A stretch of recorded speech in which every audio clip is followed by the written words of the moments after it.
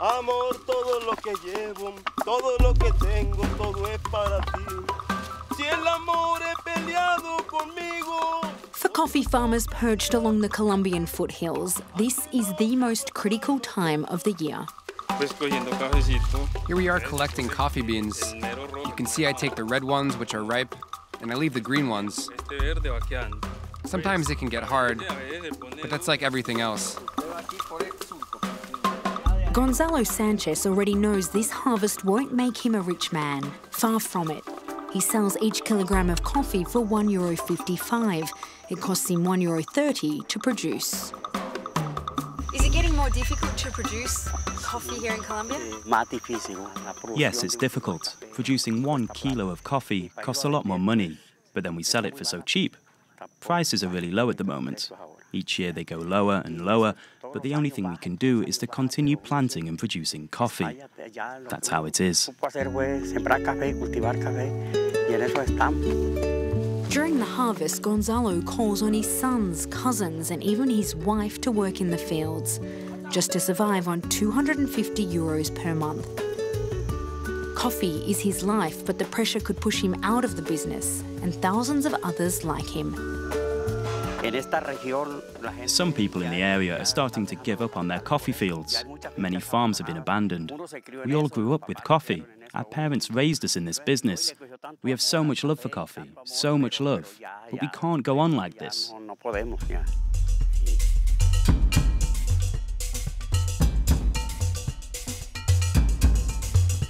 The rattled coffee industry hit crisis point in September last year when the price per pound plummeted below the symbolic $1. That's compared to $3 back in 2010.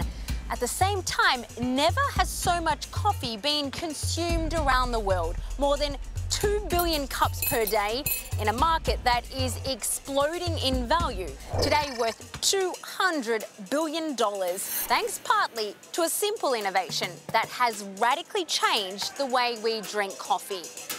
Practical, rapid, and rarely recycled, capsules also make coffee more expensive per cup. 30 times more the price Gonzalo receives. The roasters and distributors pocket the difference, doubling their margin in 20 years, and with it becoming more powerful and concentrated.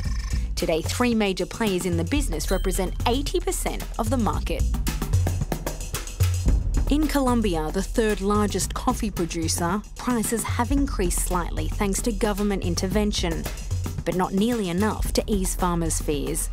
A familiar story of David and Goliath, outlined in a report by a fair trade association.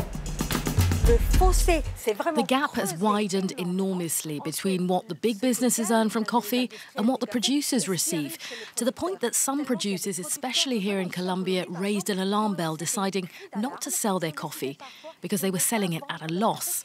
It's quite disgusting because what it means is that the person who actually cultivates the land, who produces the food we eat, can't manage to feed themselves or their family.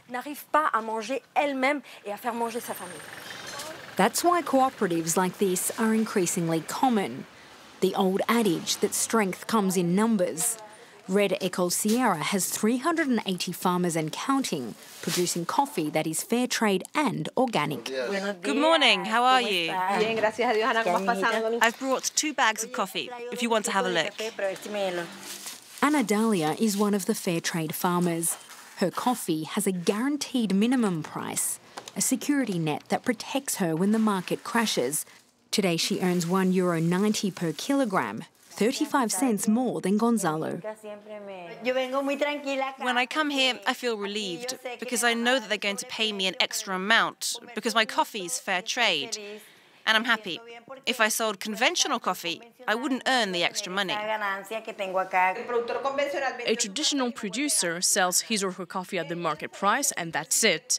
Instead, Ana Dalia is supported. She's paid a lump sum twice a year and benefits from technical assistance at her farm. We head back into Colombia's Sierra Nevada, to the mountains that once served as a base and battleground for the FARC rebels during the country's long-running civil conflict. Ana Anadelia abandoned her farm during the darkest period of the war, but today her plantation is thriving. This is my farm. This is my coffee plantation. Here, I only use organic fertilizer. Last year, Anadelia received a social premium of €570 just by being part of the cooperative. It's the bonus of being fair trade, an extra sum of money that producers can invest in projects to improve their income. She used part of it to convert her home into a guest house. I'm moving ahead thanks to the help they give me. I've renovated my house and I have a project to improve the area where I process the coffee. I've already paid for the patio where we dry the grains, thanks to the premium. So yes, I sleep soundly at night. For now, there's more fair trade coffee available than there is demand. Its growth limited by whether consumers are willing to pay more for their coffee to ensure producers earn a decent living for their trade.